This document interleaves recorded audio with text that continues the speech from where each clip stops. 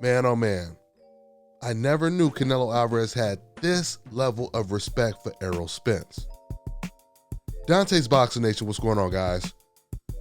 So you guys may have heard the news that Canelo Alvarez, it was reported that Canelo Alvarez surprisingly turned down $55 million to fight Errol Spence at a catch weight of 164 pounds.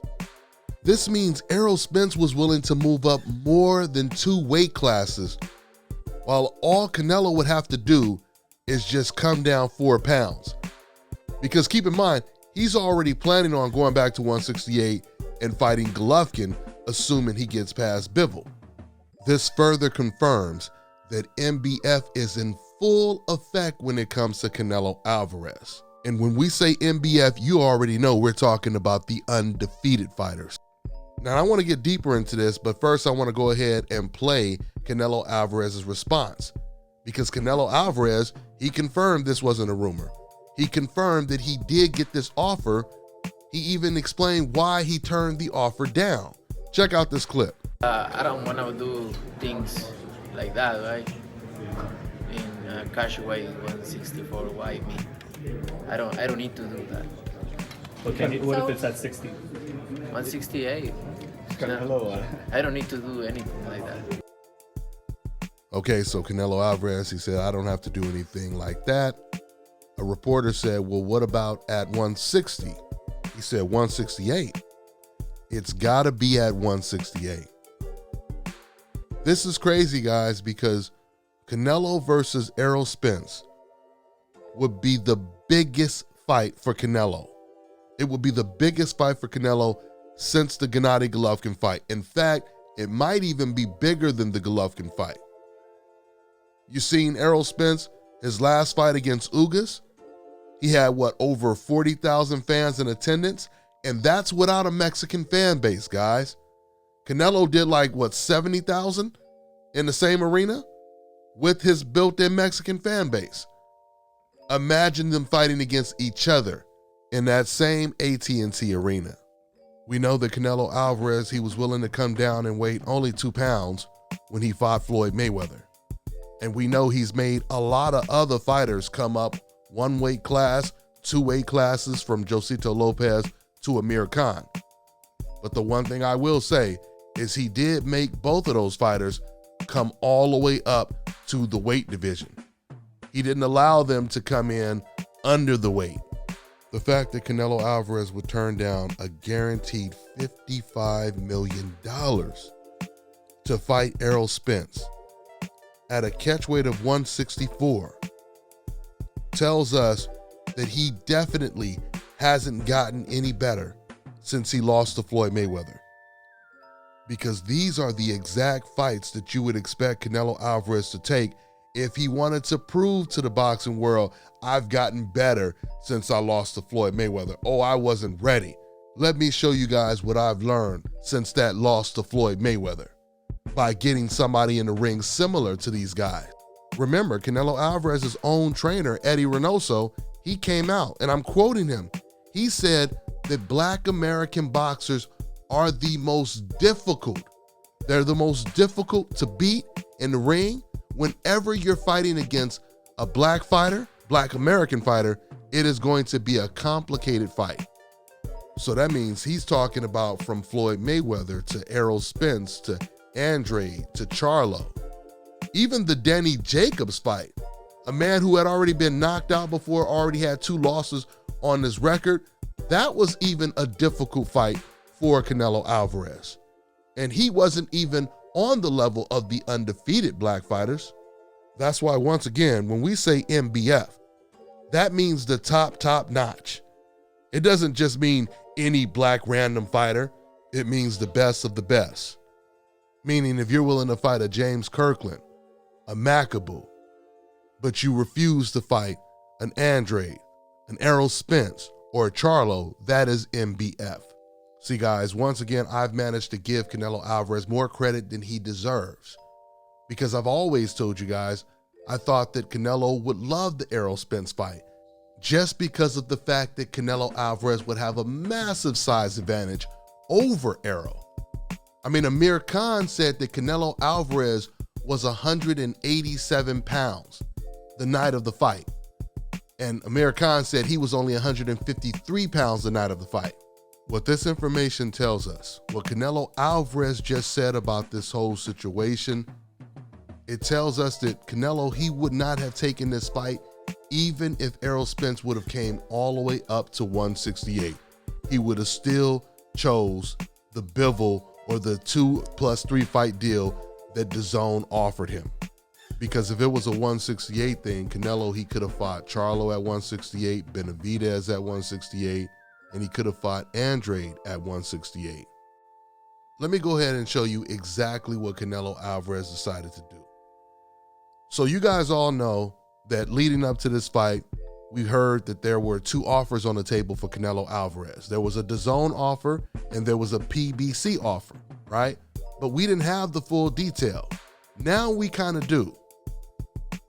We just found out from Tom Brown, who works with TGB Promotions. He represents a lot of the Al Haymon fighters like Jamal Charlo, Errol Spence, and David Benavidez. He revealed that they offered Canelo Alvarez $45 million to fight Jamal Charlo, and if he were to get past Jamal Charlo, then $55 million to fight Errol Spence at 164 or fight David Benavidez. That was the deal that was on the table from PBC and Al Haymon. But this is the deal that Canelo Alvarez agreed to. This is the deal that he decided to take. Dimitri Bivol, Gennady Golovkin, and John Ryder or Makabu. Because you see, Canelo is still trying to push for the Makabu fight, and DAZN is not interested in that fight. They'd rather give him John Ryder instead. This is the deal that Canelo Alvarez agreed to take. Let's just look at the stark contrast for a second. Big difference, right? We know what time it is. Clearly, Dimitri Bivol is the most dangerous out of the three, but he is relatively unknown compared to an Errol Spence, a Jamal Charlo, and a David Benavidez. Then you have Gennady Golovkin, who's 40 years old now. That's a fight that would have been big 4 years ago. And John Ryder, well, John Ryder would just be another typical Canelo Alvarez European cherry pick. So at the end of the day, you can't tell people that Canelo has gotten better since his loss to Floyd Mayweather if he hasn't been willing to get in the ring with another undefeated, slick black boxer since he lost to Floyd, which was what, 9 years ago? You don't prove that you've gotten better by completely avoiding fighters like Jamal Charlo, and Demetrius Andrade at 154 when they're all champions, then avoiding them again at 160, at least Jamal Charlo becoming Canelo's mandatory. You don't vacate your belt when Jamal Charlo becomes your mandatory if you believe that you've gotten better since the Floyd Mayweather fight.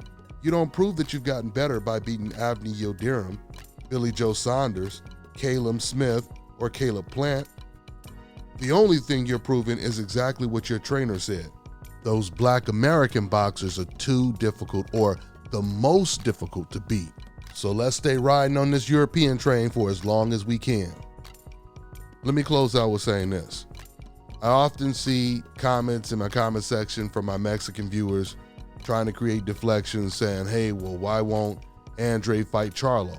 Why won't Charlo fight Benavidez? What they're trying to do is draw a direct comparison, comparing the Charlo and the Andrade situation to the Canelo situation in terms of fighting the best, right? So with that being said, to the Mexican fans that asked this question, let me ask you this. If I were to ask you right now, who is pound for pound the best fighter in the world? You're gonna most likely say Canelo Alvarez, right? So if Andrade and Charlo have been chasing Canelo Alvarez for 6 years, that means they've been chasing the best competition in the sport of boxing, according to your logic, right? While Canelo had been chasing the weakest competition for the last 4 years, Charlo and Andrade, they've been going after the guy that you say is the best. But not just Canelo, also Gennady Golovkin as well. So you guys can't have it both ways. You can't say Canelo Alvarez is the best fighter in the world, but you don't want dangerous, undefeated black fighters to fight him. And when you guys constantly try to create these deflections saying, oh, why won't Charlo and Andrade fight? First of all, Andrade, he's been trying to get the Jamal Charlo fight for years. But forget about that. This is what you guys fail to understand. No one is calling Andrade pound for pound the best fighter in the world. No one is calling Jamal Charlo pound for pound the best fighter in the world. So if these fighters don't get those fights, nothing changes in their career. Fans wanting to see Canelo Alvarez fight the Charlos and Andrade, it was never a comparison to who has the best resume, Canelo Alvarez versus the guys that he's avoiding. We wanted to see how good Canelo Alvarez is and was, just like we want to see how good Charlo and Andrade are. When some of you fans are calling Canelo the best fighter in the world, no one is comparing his status to Charlo or Andrade. We're comparing his status to other fighters that really were or are pound for pound the best fighter in the world.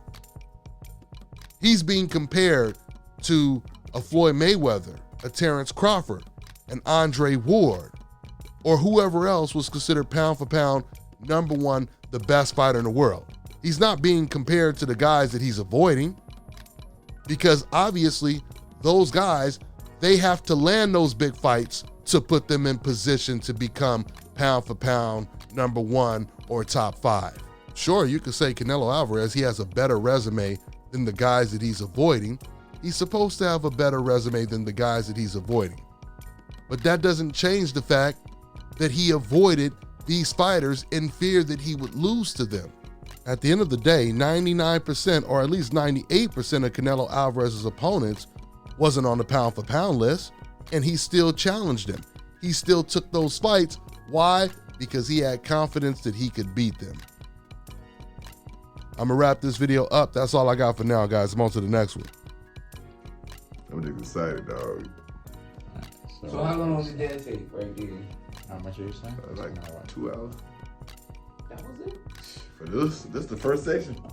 So this. Oh, so it get better than that? Oh yeah, I'm just starting him off. I gotta see him. Well, you came to the right man, dog. So You came to the right this one. brother here walked in, looking to get his stuff done. He just got his first session. What do you think? It definitely looked good. It's perfect to me. You know what I mean? Perfect to me too.